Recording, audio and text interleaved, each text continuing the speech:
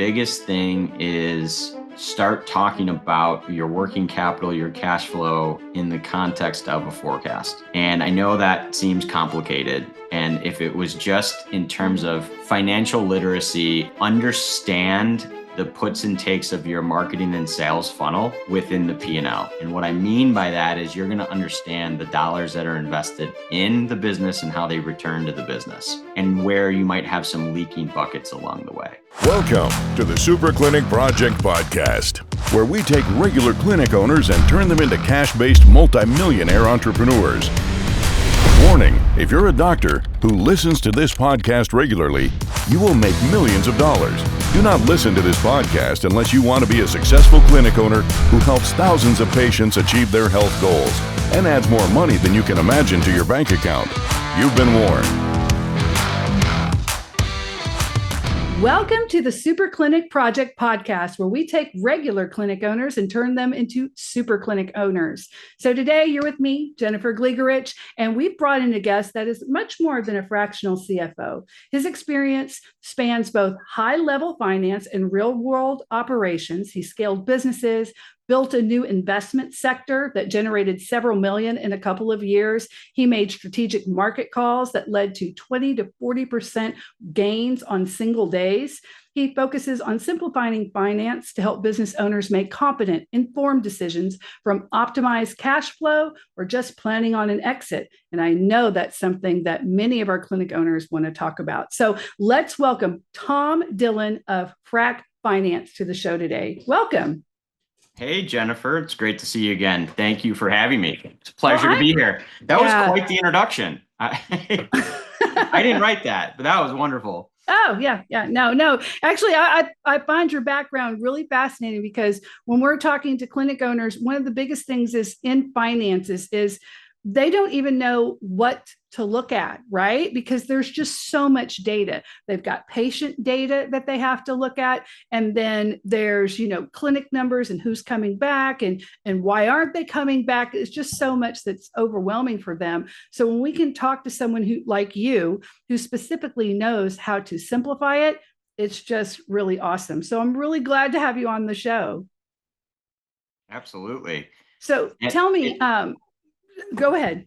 Well, I was just going to say, it's really interesting that you bring up data. And I think from what I'm hearing, a lot of the clinical or clinician data is really around the ops side of the business, yes. Which I think most CFOs are probably focused in on optimizing, tinkering the business. You always kind of hear that sometimes they're kind of the bad guy, bad girl who's basically controlling or watching costs, and are always the one that are bringing the bad news. Hey, we gotta cut costs here.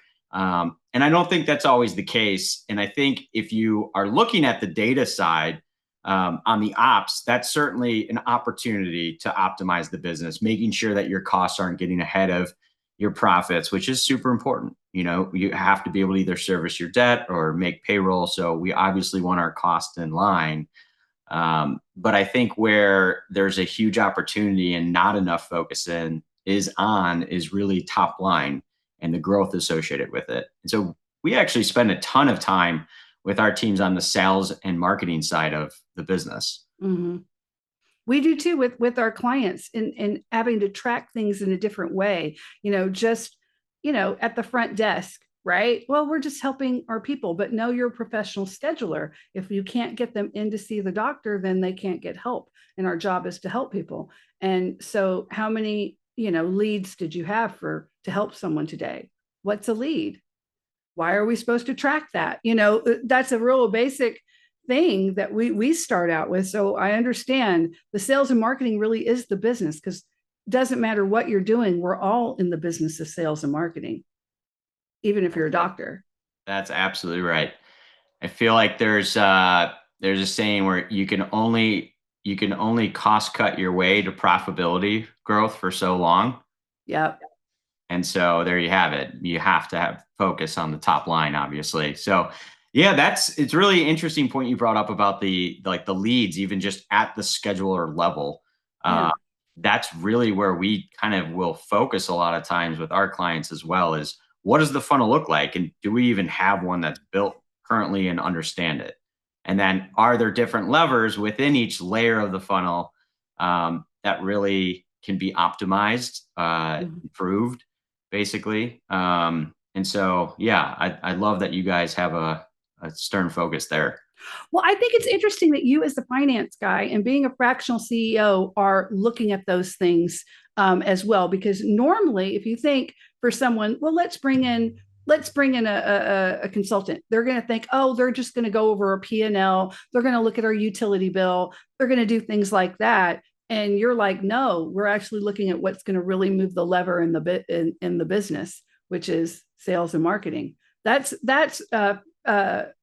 fascinating for me. So can you give me like an instance where you were hired because you're doing strategic financial management, right? So how that made a significant impact? Sure. Yeah, I can think of a company that actually was in boutique women's fashion, for example.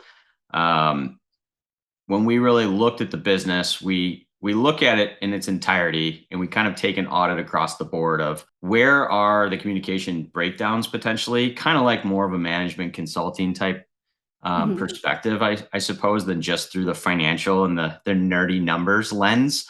And so we'll really take a look across the board where we might have a breakdown in the collection of that data and being able to actually utilize it to improve sales. And so it might be a tech stack issue.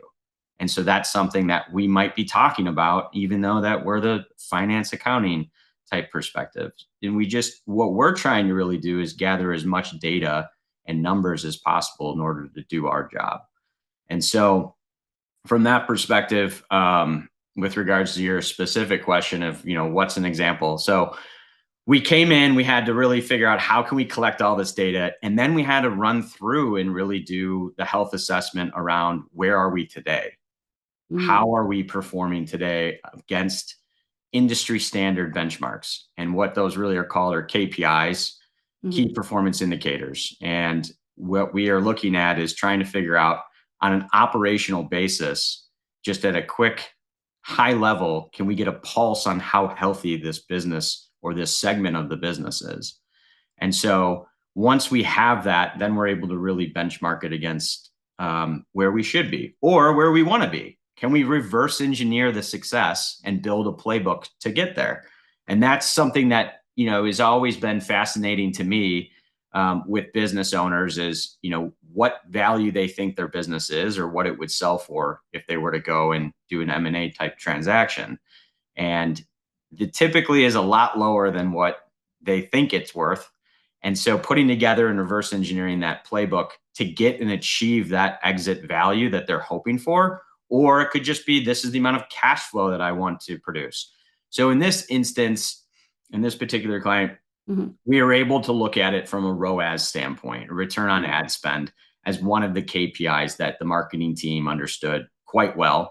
And we were able to more than double and improve it from 2.1 up to a 4.3. And so in this instance, that was a huge win for us. But there was a lot of different layers in that funnel as how we got there. And it was interfacing with the marketing team and understanding kind of where things were at with regards to ad copy or design. And so there was different levers within the funnel that needed improvement. And so it wasn't just this, what we call a North Star KPI. What's the most important one?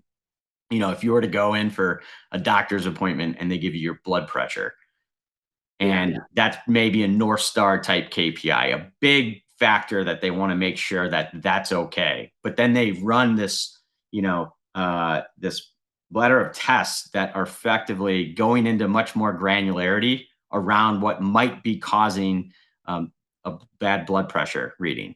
And so that's the kind of aspect that we're looking at within the funnel is what could be causing it, and are there different aspects within that could be causing this larger North Star KPI for it to be affected negatively.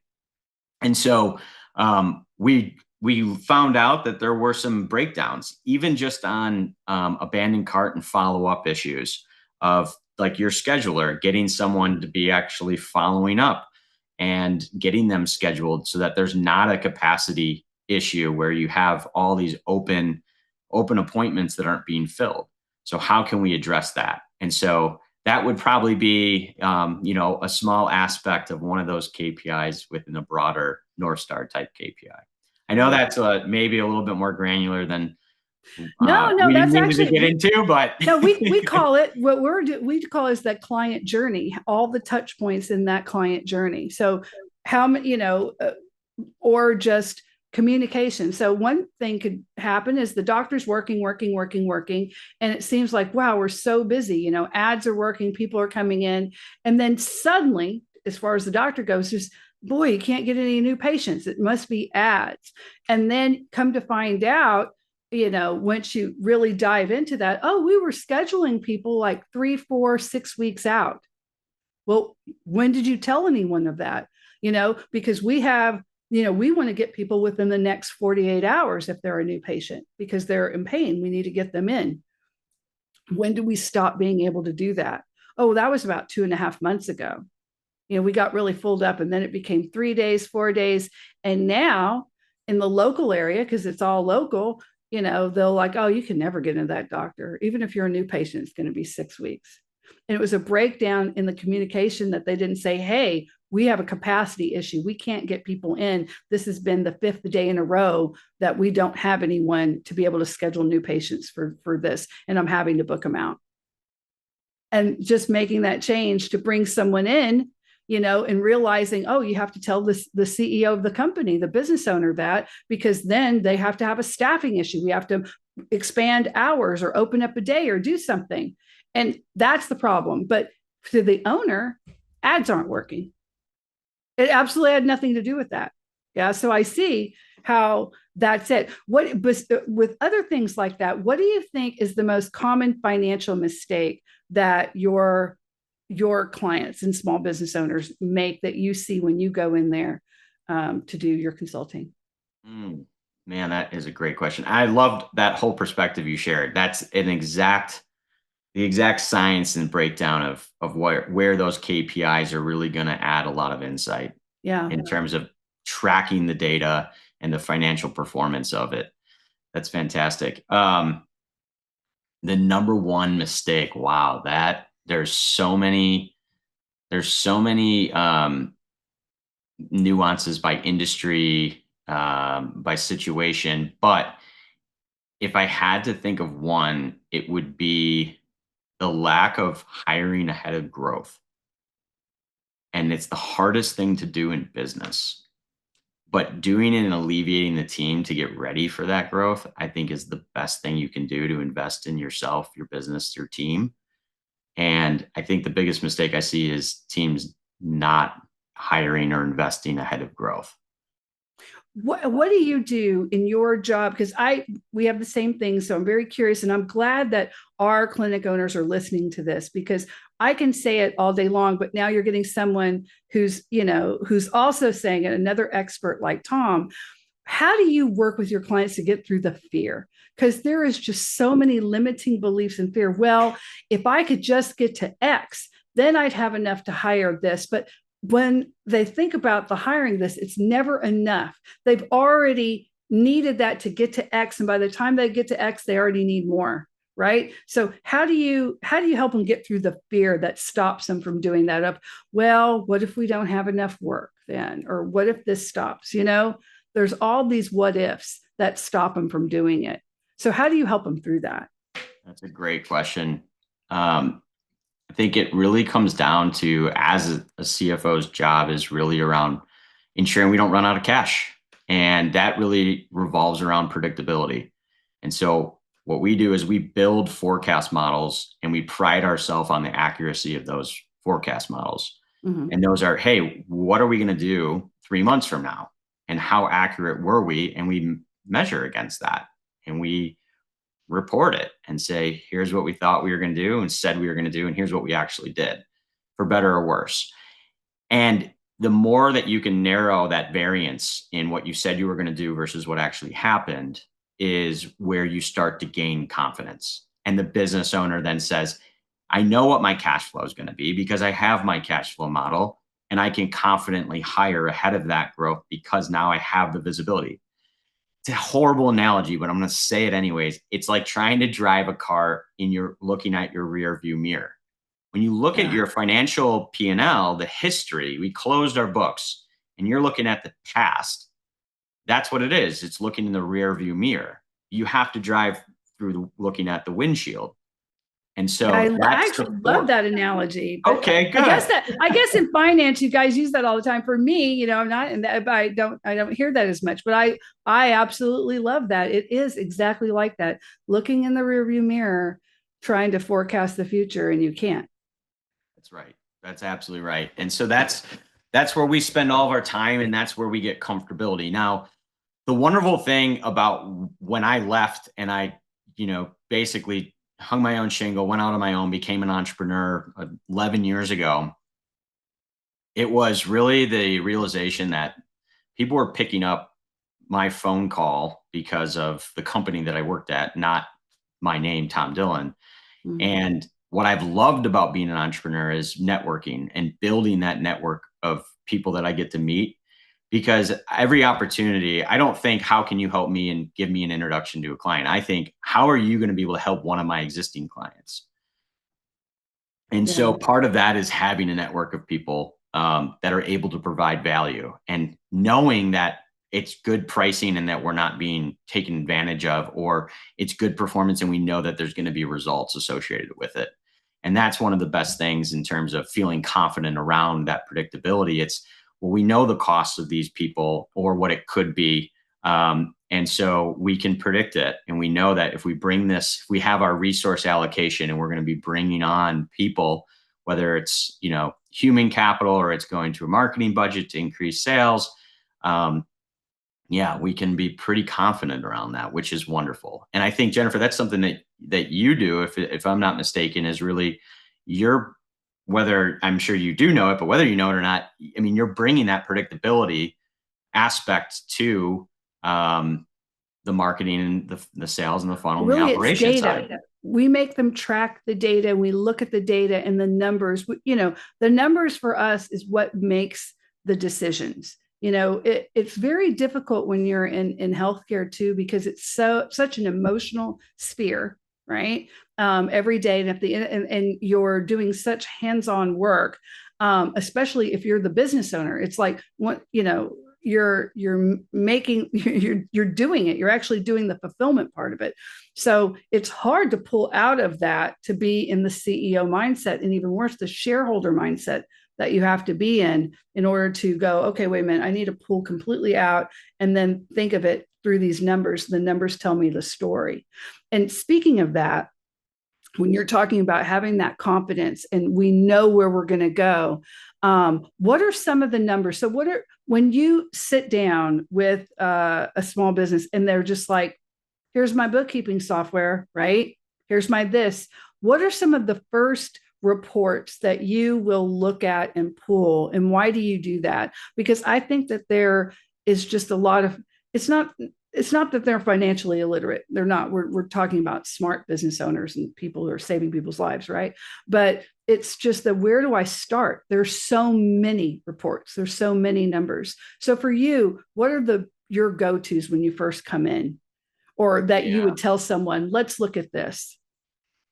Obviously the P&L, we're going to download the P&L, and then we're going to also look at the aging receivables and then the balance sheet. And the reason is we want to understand the cash flow can be made out of those statements. So we don't necessarily need that one. And I don't think it's really that helpful. What's more helpful is a 13-week cash flow model. It gives you a weekly predictability around where your cash is going to be, not a monthly that isn't as detailed. And so we don't really spend too much time there. We spend more time building a unique one out. As it pertains to the P&L, obviously we want to see if your cost structure is right or if there's issues within sales, which we will then go and look at the sales and marketing funnels and where all those conversion, those KPIs are. That's a huge indicator. But before then, we might have a cash flow issue that just is simply around your aging receivables. What I mean by that is collecting the invoices or the bills that people haven't paid. And you'd be amazed at how many times that is just a huge problem within business that suffocates its growth. They don't have the cash coming in order to invest in the marketing to keep more of it coming in. And so that's certainly an area where we'll focus.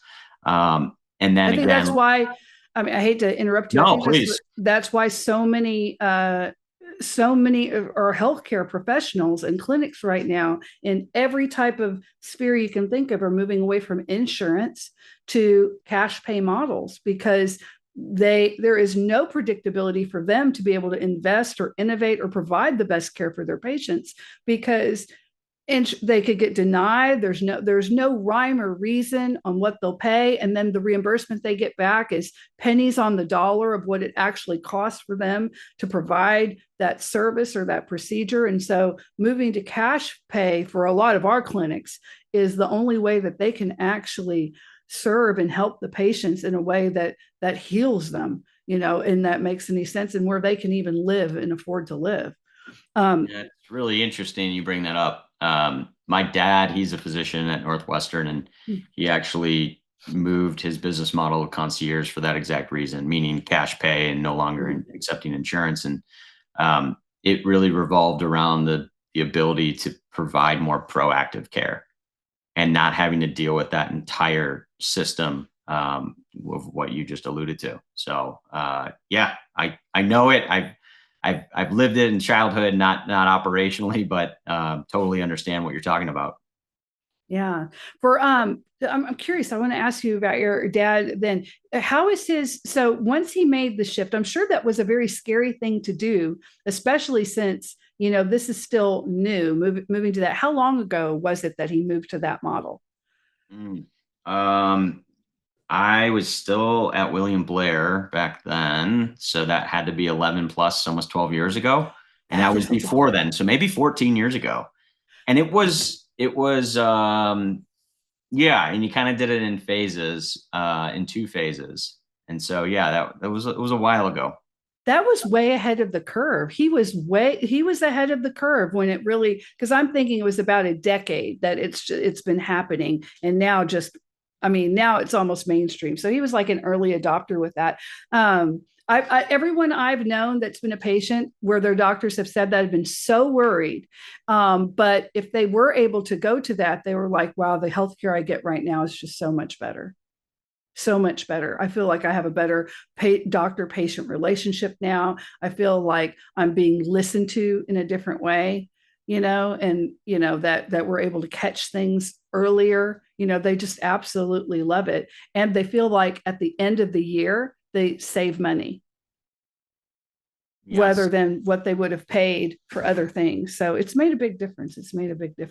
Yeah, I think at the end of the day too, I mean, if you look at some people, they might see it as a nominal cost. When they would look at the overall picture in the grand scheme of things, for 40 years, what am I going to be paying?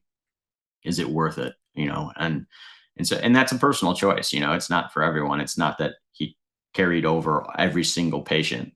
Right. But yeah, obviously there closed practice and plenty of people that would, wanted, and everyone that did want were able to, become patients or stay patients. But yeah, just kind of a different mentality.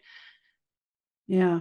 Going back to financial literacy, and we're getting to almost the end. This has went by so quick for me. I know. But what advice would you give to business owners that are looking to improve their financial literacy? Improve their financial literacy. I would say the biggest thing is start talking about your working capital, your cash flow in the context of a forecast. And I know that seems complicated. And if it was just in terms of financial literacy, understand the puts and takes of your marketing and sales funnel within the P&L. And what I mean by that is you're going to understand the dollars that are invested in the business and how they return to the business, and where you might have some leaking buckets along the way. That is excellent advice. Excellent. Well, thank you so much. So guys, we've been here with Tom Dillon, and he is with Frak Finance. I'll have all of his links that are in the show notes, that are in any platform that you have.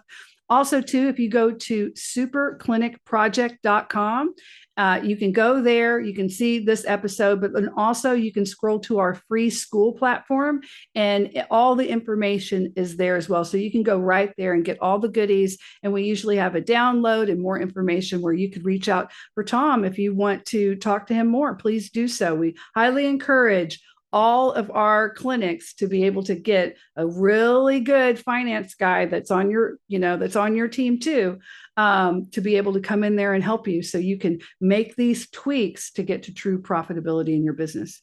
Anyway, thank you so much, Tom, for being here today. Thank you, Jennifer. It was a pleasure being here. Okay, you have a great one. And thanks, my Super Clinic Project people. We just love you guys. Bye-bye. You've been listening to the Super Clinic Project podcast. If you like what you hear, subscribe and stay tuned for further episodes of the Super Clinic Project podcast.